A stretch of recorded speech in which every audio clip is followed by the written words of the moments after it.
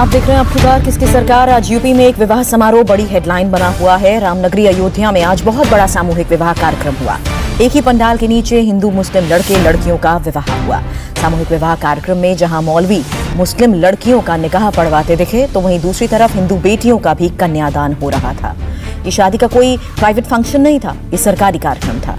योगी आदित्यनाथ की सरकार की तरफ से आयोजित प्रोग्राम था। खुद योगी भी इस समारोह में मौजूद रहे। सीएम योगी ने इस मौके पर कहा कि बीजेपी की सरकार बेटियों में कोई फर्क नहीं करती, बेटी हिंदू की हो या मुसलमान की। परिवार अगर समर्थ नहीं है तो फिर सरकार की जिम्मेदारी है कि वो उनकी शादी करवाए। योगी ने इस विवाह कार्यक्रम के बहाने विरोधियों पर भी वार किया।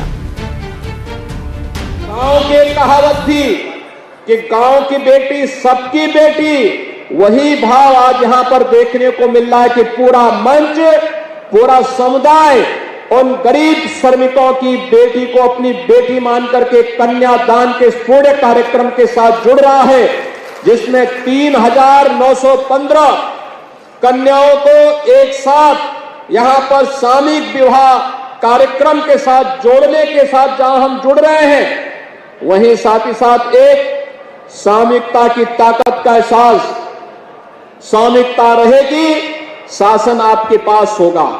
समाज के प्रत्येक तबके की कन्याओं को सम्मान पूर्वक उन्हें इस वैवाहिक कार्यक्रम के साथ जोड़ने के लिए सरकार भी अब बढ़ चढ़ करके हिस्सा लेकर के उन्हें सम्मान देने का कार्य कर रही है। इस सरकार के लोक कल्याणकारी कार्यक्रम का एक अभिन्न हिस्सा बना हुआ है। भाइयों बहनों, 2017 के पहले प्रदेश की स्थिति बड़ी भयावह थी। प्रदेश में जगह जगह दंगे होते थे, अराजकता का एक वातावरण था और महिला सुरक्षा के सामने गंभीर संकट खड़ा होता था।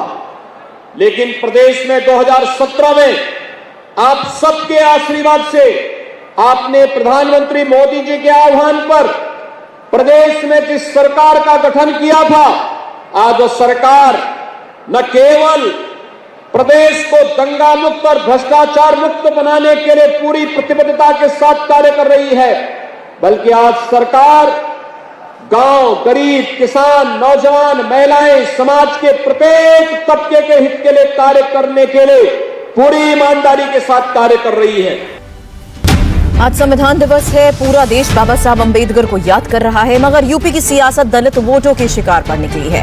2-2.5 दशकों से दलित वोट बैंक पर मायावती का कब्जा माना जाता है, मगर अब ये किला दरख्ता दिख रहा है। लिहाजा सबकी नजर इस वोट बैंक पर लगी है। बीजेपी पहले ही गैर जाटव वोट पर हाथ साफ कर चुकी है। अब प्रियंका और अखिलेश भी बचे कुछ वोटों में सेंध लगाने को बेताब है। देखिए ये रिपोर्ट और समझिए यूपी में दलित वोट की अहमियत।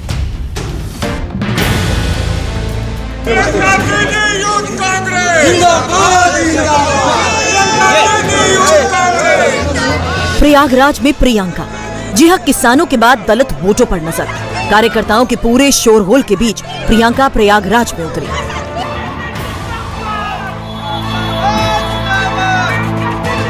काफिला हवाई अड्डे से निकला प्रयागराज के फाफामऊ के गांव गोहरी के लिए, जहां पहले से ही प्रियंका गांधी के लिए पूरा माहौल बना था। इस गांव के एक मजदूर फूलचंद पासी के परिवार को मौत के घाट उतार दिया गया।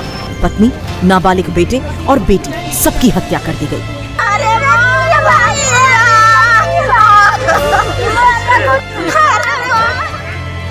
प्रियंका के पहुंचते ही महिलाएं उनके पैरों में लुट गई।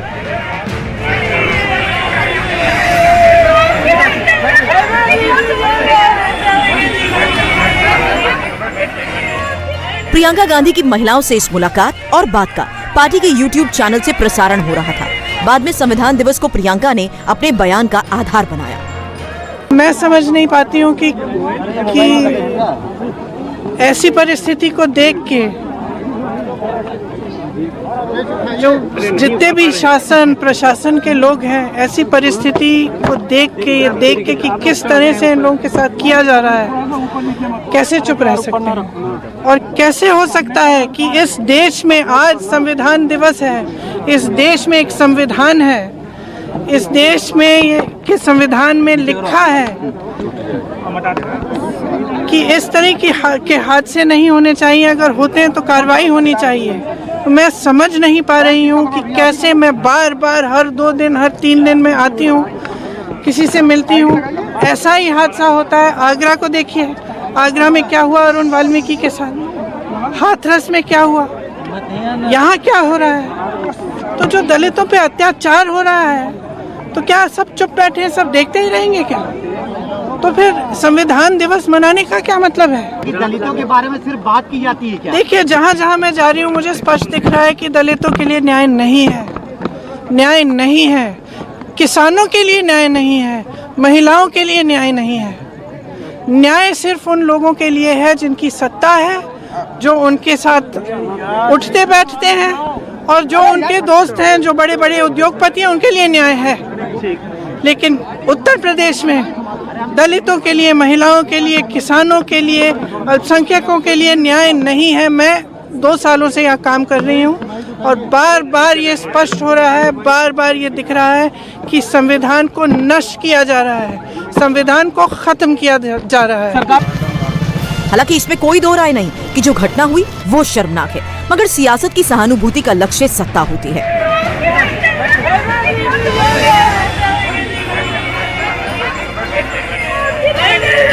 जिस परिवार के लोगों की हत्या हुई वो पासी समुदाय से संबंध रखते हैं। प्रियंका दलितों के लिए जो संघर्ष कर रही हैं, वो कांग्रेस के फोल्ड में एक वोट बैंक को लौटाने का भी संघर्ष है। प्रयागराज, रायबरेली, हरदोई और सीतापुर में पासी जाति प्रभावी है।